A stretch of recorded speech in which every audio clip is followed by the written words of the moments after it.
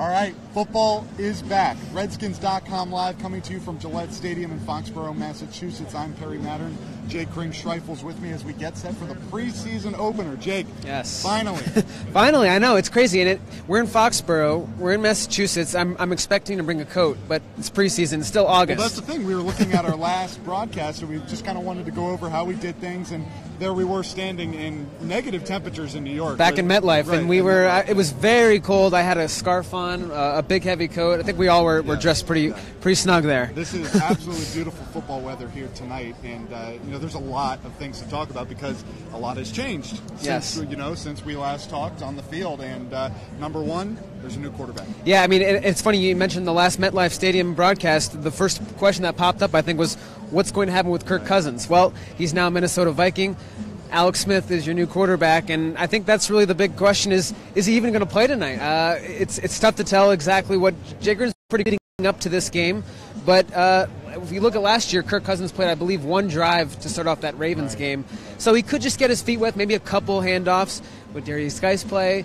That's another question. Lead so right into the other new guys. There's a lot of new guys. It's exciting. Yeah. So if you're joining us, try to drop some questions for us. We're going to be here maybe 15, 20 minutes on the field, and hopefully we'll get some guys out here. The players likely will be out here shortly, other than the special teamers. And Jake, you mentioned Darius Geis, and we're not sure how much anybody is really going to play in this opener. Right. But you think at least he's probably going to put the pads on. I think it would be cool for him, first preseason game, just to get even a couple touches, just to get that pregame jitter off your back, that first game under your belt, and just say, hey, I was out there on an NFL field, finally get a chance with Alex, just to feel what it's like to work on this offense. You know what, and of course, knowing Darius, a ball of energy, he was out here, was on the first bus to the stadium, out here on the field just messing around, because that's probably the way he deals with the jitters, just go run around. I mean, and it's not a really better situation than to play a franchise like the New England Patriots. I mean, that you're talking about a big stage like this,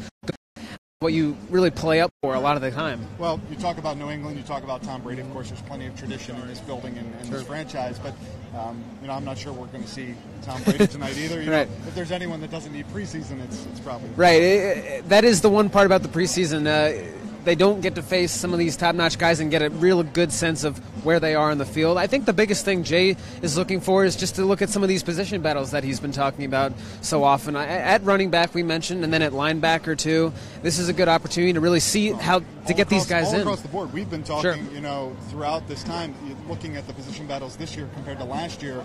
Things are not as cut and dry as they were last year. I mean, you look at a lot of those position battles last year, it didn't, it seemed like you had a good idea at a lot of different positions. This year, there are quality guys that likely will not make the 53 coming out of And I think that's really a product of last year just being so injury-riddled. You have so many guys now who have real NFL experience, and the coaches know that. So they know that what they're probably going to be able to expect a little bit, and I'm sure some of these guys want to show out a little bit more under the lights. But you do have that opportunity to see, well, we have Capri Bibbs, we have Byron Marshall now. Those guys weren't available or only available because of the fact that they had so many injuries last year. So a lot more guys in the depth chart now that you're going to try to take a second and third look at. Well, and Jay Gruden, as you kind of mentioned, alluded to already, he really, it seems like with the media at least, answering questions, he's putting a pretty big emphasis on what he sees in the games. I think a lot of these guys, because like you mentioned, have really shown what they can show in games, in practice, and he knows these guys pretty well, at least, on the practice field. Now we need to see what they can do against somebody else. It's really challenging to just look at camp, and there are a lot of camp standouts so far. I mean, we just look at wide receiver Maurice Harris. That's somebody that's been really sparkling throughout the last 2 weeks. It's a different environment, it's a different experience, and being on the road obviously can maybe factor into that as well, out of your normal routine. So I think when you look at that, I think that contributed to the fact that, look, we've got 3 weeks until we really got to start filling down this roster. Oh, well, the battles that we're looking at, of course, you already kind of alluded to Maurice Harris, a wide receiver. Robert Davis has had a nice camp. Trey Quinn, at the last pick of the draft, but he's shown a lot of good things. And then on top of that, you have a veteran like Brian Quick, and it seems like those are the guys that you really are kind of discussing, maybe 4 guys for 3 spots or potentially 4 guys for even 2 spots. And that's where special teams comes in, too. I mean, that is the other big Jay Gruden point of focus, is how do you deal with special teams? How do you deal with with adversity facing another team. This is the first time they face another team, and that's a big deal too. This is, they're kind of used to each other now after 2 weeks of training camp, going up the same guys.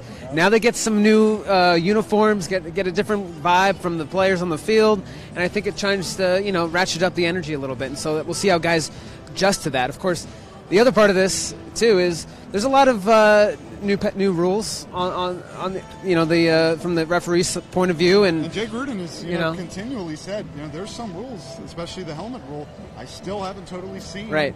And we already saw it in the Hall of Fame game with Chicago and Baltimore, that there was a controversial play in the end zone, didn't look like much of an illegal hit in the replay, and it was called. And I bring that up only because, it's as much preseason for the players as it is the coaches, learning how these referees are going to officiate.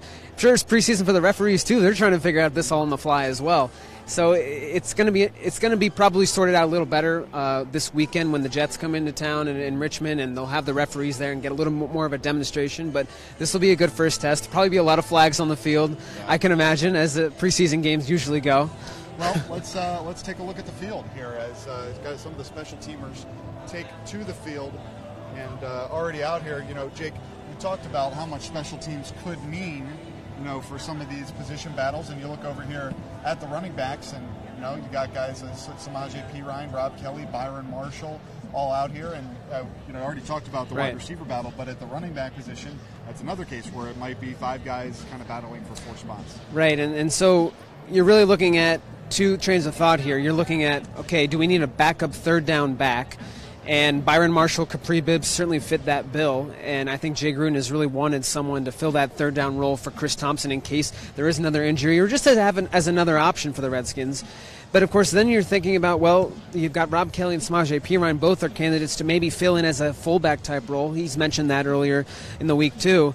They have Elijah Wellman on the roster, but I think Jay Gruden would probably be a little more comfortable with one of these running backs maybe subbing in and filling in. Niles Paul was that kind of guy last year for them. But they don't really have a true fullback really on this roster, and so I think that could be another option for a running back to make a claim. We'll see if maybe one of them tries to get in a fullback this preseason, maybe this first game, but that could be something to watch too. It's just the way that Jay uses these running backs a little bit. Yeah, as we move down the field here, the Redskins look like they're going to be warming up here at the other end, and over there you got the receivers, some receivers out there. Jamison Crowder is dressed out tonight. He missed a few practices at the end of the training camp practices before we left here to come to New England. A little, I think, groin tightness was what Jay Gruden had mentioned with him. And Jamison, a guy obviously don't really. Not that he doesn't need to practice, but if there's one guy you know what you're going to get out of him when he gets on the field, it's probably him. It seemed about 99% sure he wasn't going to be playing tonight. He and DJ Swearinger, Jay Gruden mentioned on Tuesday. Of course, things do change, and there are no inactive rosters for the preseason, so things are always going to be fluid in terms of injuries and who wants to go. Maybe the game day adrenaline has made him feel a little bit better, and he's convinced himself to get on the field a little bit. Right. But and right, some of these guys that are dressed out right now may not play tonight. Right. Chris Thompson is out here as well, and Jay Gruden already said earlier this week that Chris will not be playing. But nothing wrong with going through this routine. Actually, that's not Chris Thompson. I got faked out. Greg Stroman. That's Greg Stroman. There are multiple numbers now. 25. I was like, that guy's a little tall for Chris Thompson. Yeah. So. Yeah, no Chris Thompson tonight. Going through the other guys that Jay mentioned, Jay already said earlier this week, there's going to be no Trent Williams tonight. Mm-hmm. We'll see about Morgan Moses. Morgan back with the team. Congratulations to Morgan having his 3rd kid just a couple days ago. A semi-pro offensive line, as he called it. Right, three boys now in the Moses household. And, as you mentioned, DJ Swearinger also a guy dealing with a minor thing right now. And, that was the storyline last year. Right. I mean, I think maybe there's, a thought, let's not rush anybody back that we don't need to be back. And you really don't need. You really just don't need to do that in the preseason. I think it's nice to get some reps, and maybe they do 3rd or 4th game, just a few, just to get back into the swing of things. But, I mean, you look across the league and you look at people who have come back early from major injuries, and it just doesn't usually bode well when they try to rush. And I think the Redskins are in a decent spot right now. It seems like everybody has been progressing from an injury standpoint last year. Chris Thompson, Jordan Reed, Trent Williams, Morgan Moses, guys, even Ty and Secchi. I think they're all on the right track here. So there hasn't been any setbacks so far in training camp, which has been really nice to see. And I think if you just look at the fact that this game might just function as what would normally be a fourth preseason game. You're going to really see a lot of backups, and there's really no reason to risk any big skill players to play tonight. So in the sense of seeing a lot of these star players, I think it's going to be on the mild side, but you do get a chance to see, again, as we mentioned, a lot of these second and third stringers who are really battling for roster spots in a very deep position group, pretty much all across the board. And I think that's really the biggest takeaway tonight, is just watching how these position battles unfold. So let's get to some questions, and already have multiple questions about the quarterback, Alex Smith. How much is he going to play tonight? And you can see him out here getting loose. And like you said already, Jake, got to it a little earlier. Jay Gruden, very, very cryptic, non-committal to anything about guys playing times tonight. Well, how about just let's take a look at Alex Smith in burgundy and gold here. How about that, right? First time even in white jerseys too. This is an exciting time. I mean, it's probably an exciting time for Alex just to put the uniform on, and it really feels final now. He is on the Washington Redskins. This is his official debut if he makes it tonight, but still on the roster and suited up.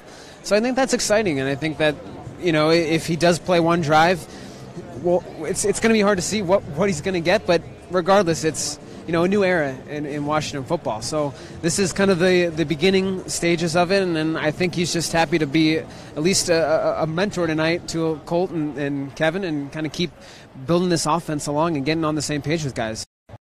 Storyline as well, and I already had a question, how much Colt tonight? Probably, I would assume, a lot, but on top of that, is Kevin Hogan. Where does Kevin Hogan fit into this team? The Redskins haven't had a long history, at least not last year, of keeping three quarterbacks for the whole season. Right. I mean, and you look at Nate Sudfeld, who eventually went to the Eagles, but I think that was also a matter of they were pretty deep, I think, and pretty confident in Kirk and Colt.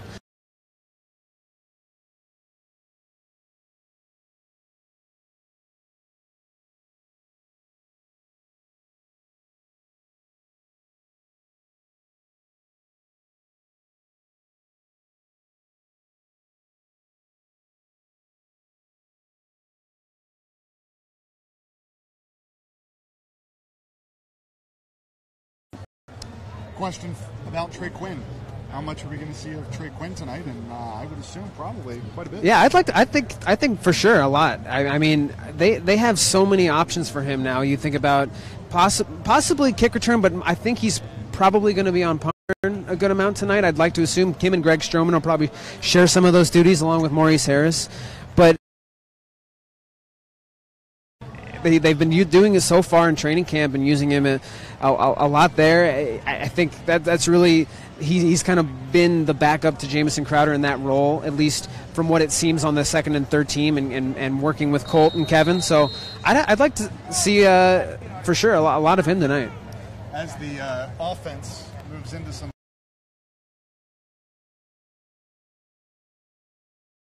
Tuesday, there's a lot of new things for Paul tonight, so I'm sure it's exciting to put on the burgundy and gold for him as well. I think probably the most interesting question we have on here, coming from Robert Flint, thoughts on strength of schedule. Does preseason support it? Well, it's funny, there are some stories out there already about strength of schedule, and it looks like the Redskins could play a tough schedule again. And like you mentioned, probably not a terrible thing to play a team like New England in the preseason, just because although you're not going to see everything New England has to offer, they still are the class of the AFC. Well, you think about just New England's preparation, and I feel like it's a good litmus test in terms of, as I mentioned earlier, penalties. That's for one. And just subbing, rotations, communication, all those factors that you try to work out in the preseason so you're ready week one. New England has always been on top of that stuff. I think tonight is a good opportunity to see, okay, how do we compare to this team that has been doing it so well for so long? And so in terms of strength of schedule, I mean, I guess it probably helps that they play New England week one of the preseason instead of week one of the regular season. They don't have to face Tom Brady and a lot of the other starters, but I think that's the benefit of a preseason game against this team still. You feel like it is a little bit more amped up. As you can hear, we got a little louder here, and that is Brady taking the field, and Jay-Z on the speakers as well. Jake, a guy lower on the depth chart that you're going to see in the third and fourth quarter, who's somebody you're looking at? I like the way that cornerback Danny Johnson has looked throughout training camp. He has really just been a spark plug. And it's been said before, preseason can feel like the Super Bowl to a lot of these guys. This is really their last 2 shots or so to really make an impact. So he's number 20, Danny Johnson at cornerback. I'm going to him.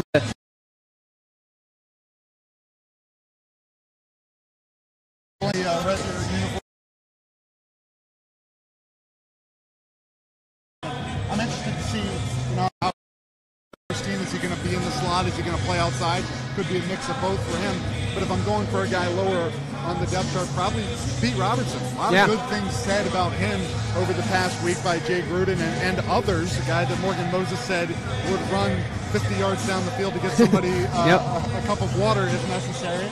And I think guys really it seems like the team really likes his ability as a pass rusher to really get around guys. And in that 3-4 set for the Redskins, a speed guy that's a little undersized compared to Kerrigan and Smith, but can really get to the passer with his quickness, and obviously a guy that really could be good on special teams as a guy that can not only tackle but can get down the field. Well, and consider the fact that his cousin is Trent Williams, and they basically grew up just across the street. He's been able to really work out with Trent most of the summers in Houston, and so that's about as good as an offensive lineman as you can go against and learn tips and ideas and techniques from. So even from that defensive standpoint, I think he's really learned a lot from Trent, and I think he credits him a lot in that development. And then you saw a little bit last year. He did get active a couple games, so I think it is a good opportunity to really see. Okay, we've got him on the roster for the full preseason.